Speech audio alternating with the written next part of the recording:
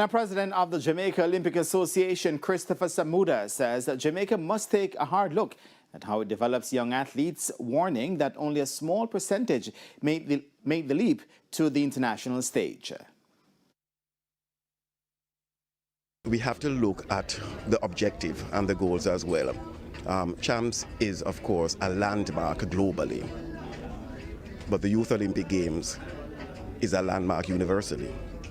So we have to look at how are we going to serve our athletes. Are we going to transition them to the Youth Olympics where the stage is global, where the prospect of them getting contracts and sponsorship deals are immense? Or are we going to insulate them in a local event, albeit extremely important? And then when you look at the statistics, a very few percentage of our athletes transition to the international stage.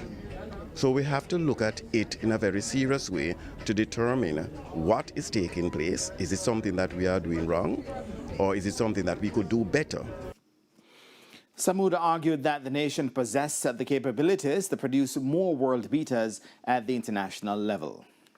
I think we have a very professional cadre of sport professionals who are able to administer to our athletes. I think that is not the concern. I think what we need to do is to ensure that we look at the system to see that our athletes are not being overburdened.